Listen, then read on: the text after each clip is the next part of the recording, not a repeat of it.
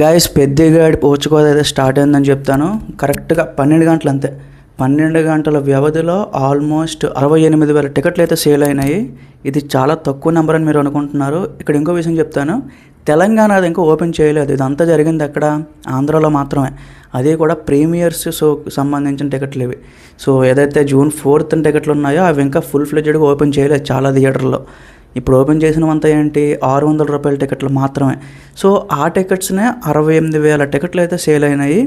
ఇది అసలు చిన్న నెంబర్ కాదు. ఇక్కడే దాదాపుగా 1 కోటి నుంచి 2 కోట్ల వరకు గ్రాస్ అయితే మనకి కలెక్ట్ అవ్వడం జరిగిందనమాట.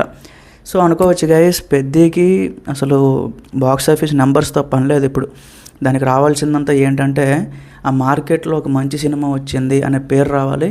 ఖచ్చితంగా వస్తుంది. ఎందుకంటే నేను ఆల్రెడీ ఇంతకు ముందు వీడియోలో చెప్పాను. సో కొన్ని ఫ్యాక్టర్స్ ఉంటాయి ప్రతి సినిమాకి. ఆ ఫ్యాక్టర్స్ అనేవి ప్రతి సినిమా కొంచెం ఆపోజిట్ ఉన్నాయి. సో మేబీ దీనికి ఏంటంటే బాక్స్ ఆఫీస్ నెంబర్స్ అనేవి లాంగ్ రన్లో అచీవ్ చేసే అవకాశం ఉంది. సో మేబీ ఒక 1 వీక్ పట్టవచ్చు, 2 వీక్స్ పట్టవచ్చు.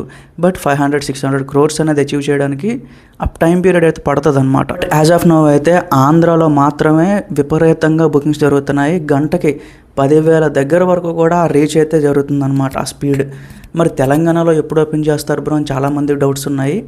ఈరోజు ఈవినింగ్ ఏంటంటే ఒక జీవో వస్తుంది మన బయటికి. సో వెదర్ ప్రీమియర్స్ వెయ్యాలా వేయకూడదా, ప్రైజ్ హైక్స్ ఇవ్వాలా వేయకూడదా అని చెప్పి.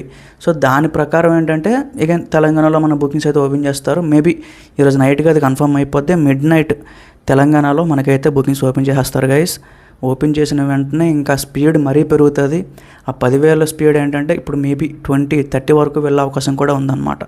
చూద్దాం guys. Last time game changer కూడా సేమ్ ఇష్యూ జరిగింది. సో ఇట్స్ ఓకే, చూద్దాం. దీనికి మాత్రం అలాంటి ఇబ్బందులు రాకూడదు అనుకుంటున్నాను నేనైతే.